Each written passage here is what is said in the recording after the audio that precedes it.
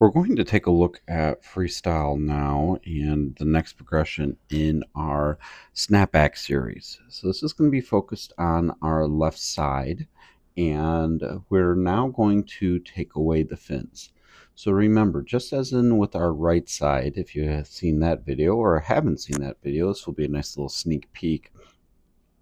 This is going to add a layer of complexity for our athletes because the fins kind of really help just us continuously move forward. So our athletes are going to have to kick and also really make sure that they get some strong core connection here.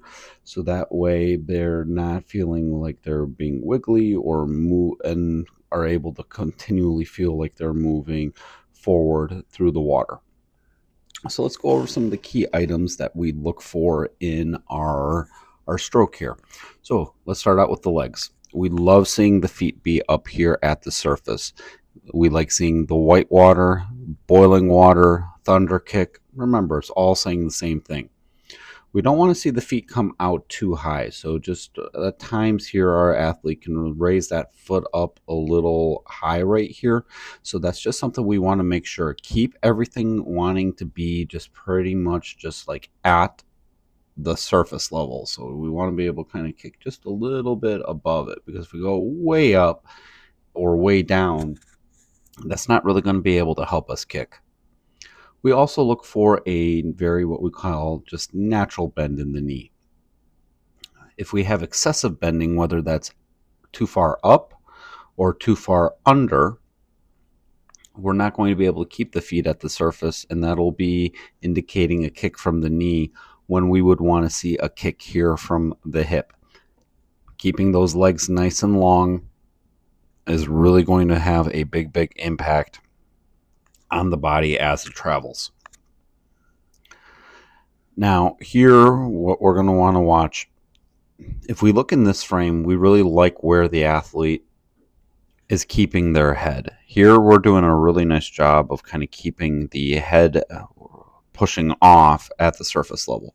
Now, as with our other videos, we talked a little bit about the difference between the younger athlete and an older athlete when they had returned their head in. So for our younger athletes, this would be perfect. This is where we want to see that head return into.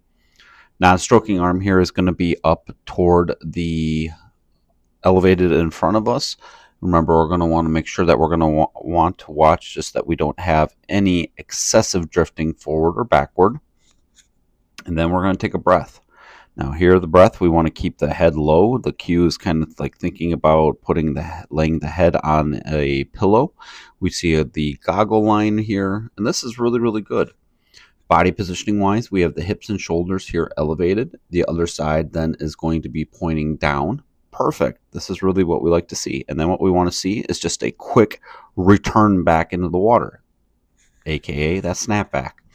Now, with our older athletes here, we like to do this with a little bit of a bow wave, and that on the upper back and then the back of the neck here. So the head will plunge a little bit, and we're okay with that. That's something that we like to emphasize with our athletes. So as we just kind of watch, quick breath, return back in. Quick breath, return back in. We don't really want to give them an opportunity to hold that breath too long. So this is a great drill, especially to kind of find your balance side. On your non-dominant side, your athletes may feel that this is just very unnatural or very weird, and that's okay. Underwater, again, we just kind of want to go through those some of the things that we talked about. We didn't talk about the toes. We want to make sure that the toes here are pointed, just like they would be with fins, so that they're in that pointed toe position, so that way we can really sweep the legs here from the hip and keep everything hopefully right up here at the surface. And our athlete's doing a great job here with that. As we transition, then we're going to go to the return view here, and we're just going to look for those same things. Hand here, we want to make sure that we're watching. We get a little bit of driftage, but not much. Mostly we're staying here in front of the shoulder, so we like seeing that. Kick here is also nice and strong. We see the feet up at the surface. Thunder kicking really well. And we got some great water being moved right there. Taking the breath. We see the head turn here to the side. Get a little bit of a lift right here at times. This is our swimmer's unnatural side. So again, just remember, athletes are going to be able to perform these drills to various ability levels, and we want to make sure that we're just continually giving them feedback. So here we'd like to see that head be just a little bit lower, kind of about right here is where we would want them to turn.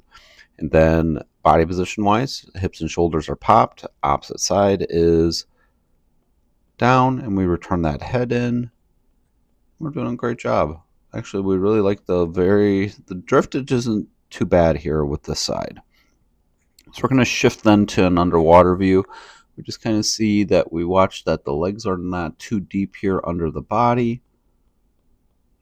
And we just see beautiful. And see that bow wave created. Otherwise, our athlete here does a really nice job. There's a lot of good things to like here. So just make sure that you keep working with your athletes on maybe some of their weaker points and continuously give them feedback for opportunities to improvement. Hopefully you found this drill helpful. If you did, be sure to drop a like and subscribe.